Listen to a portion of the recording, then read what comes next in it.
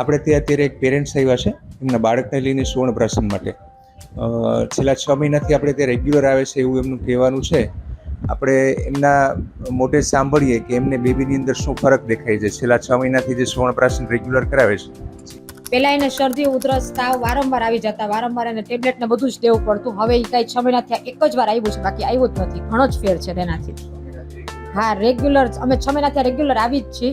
બાળકમાં એને જે ચીડિયાપણનું એ બધું હતું ને એ થોડું ધીમે ધીમે ઓછું થઈ ગયું છે. હા, ઓછું થતું જાય છે ખરા, પણ ઓછું થઈ ગયું છે એનું. જે પાચનમાં જે આપણે વાત થઈ ને કે એને પાચનમાં હજી થોડી ગડબડ છે, મેં તમને કીધું એમ કે એને ઘરે રેગ્યુલર આપવાનું ચાલુ કરશો ને તો એની પાચન શક્તિ બી સારી થશે. કારણ કે એ રેગ્યુલર આપવાની જ વસ્તુ છે. જે 6 મહિનામાં આપણને કટકે જો આટલો ફરક દેખાણો હોય તો રેગ્યુલર આપશો તો એક્ટિવ બધી રીતે થઈ ગઈ છે, સારી રીતે બધી. એને રમતમાં બધામાં વિકાસ પૂરો છે મગજનો. બધું તરત જ માઇન્ડ તરત જ યાદ રહી જાય છે. ભણવામાં બધી જ રીતે સારું છે.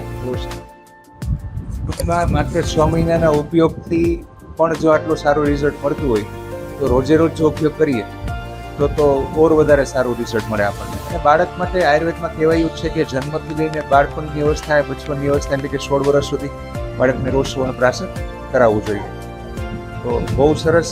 મેં જાણીને આનંદ થયો કે તમારે એને જે રેગ્યુલર દવાઓને આ તેને બધું દેવડાવવું પડતું તેમાંથી આપણે બચી ગયા છે. બહુ સરસ. જય દ્વારકાધીશ.